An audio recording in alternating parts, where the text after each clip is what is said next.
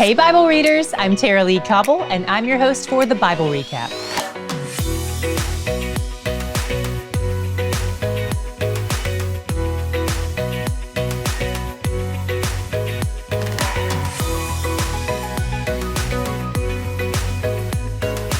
Today we read prophecies against a lot of the enemies of God's people.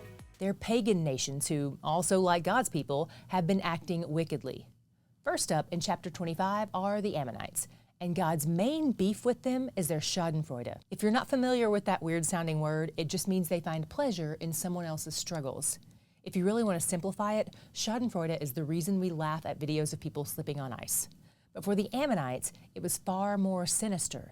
They loved watching the temple be defiled, the land be destroyed, and the people of Judah be killed and exiled. They literally celebrated death and destruction. We know from yesterday that the exiles of Judah weren't allowed to mourn the destruction of Judah, since, after all, they were responsible for it. But that's a far cry from celebrating it. God says he will send people from the east to destroy the Ammonites. And we already know from prior prophecies in chapter 21 that those people from the east are the Babylonians. This is where the Babylonians take the second fork in the road, after having destroyed Jerusalem first. Next up are Moab and Seir, but probably just Moab. There might be a note in your Bible that the word Seir doesn't appear in a lot of the ancient texts, so we'll just deal with Moab here. The Moabites are distant relatives of the Israelites, but their sin is apparently that they didn't acknowledge Israel's unique relationship with Yahweh. They regarded them as indistinct from the pagan nations. Then God moves on to Edom. They acted with vengeance and cruelty toward Judah. So in this particular oracle, God says he will use Israel to punish Edom in response. Israel will be the tool God uses to demonstrate his wrath and anger. Philistia had the same sin as Edom, but God doesn't specify who their attackers will be. He just promises that justice will be served. In chapter 26, God brings a harsh word to Tyre. Just a little refresher on who they are. They're a major shipping port located north of Israel, and the main part of the city of Tyre is actually on an island. They're wealthy, and because of their trade, they have relationships with all the powerful nations of the day. And for a long time, the kings of Israel also had an amicable relationship with the king of Tyre. He even supplied the cedar for David to build his palace and for Solomon to build the temple. But things went wrong with Tyre over the years, and when Jerusalem falls, Tyre thinks Judah's demise will result in their advancement. They don't care what's been lost, they only care that they will benefit from it. Ezekiel says God will send the Babylonians to attack Tyre and destroy it. One of the problems that probably won't be resolved in this 7-minute video is that things went somewhat differently than Ezekiel prophesied.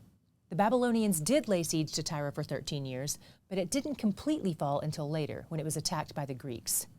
There are a handful of ways that commentators respond to this. Some don't address it at all because they think it's a non-issue. Some say that Ezekiel was primarily using hyperbolic and metaphorical language here, so there's a little bit of flexibility on what would shake out and when, because it isn't intended to be read with such literal detail, and that's definitely a possibility. And if you wonder what I mean by hyperbolic language, here's an example. Ezekiel says Babylon would build a siege mound against Tyre, knowing full well that it's an island. You can't build a siege mound against an island. So this seems to be intentionally puffed up language. Others say there was no timeline given on when this prophecy would be fulfilled, so the Greek attack suffices. There are a few other viewpoints and options, but here's why I'm not concerned about reconciling it.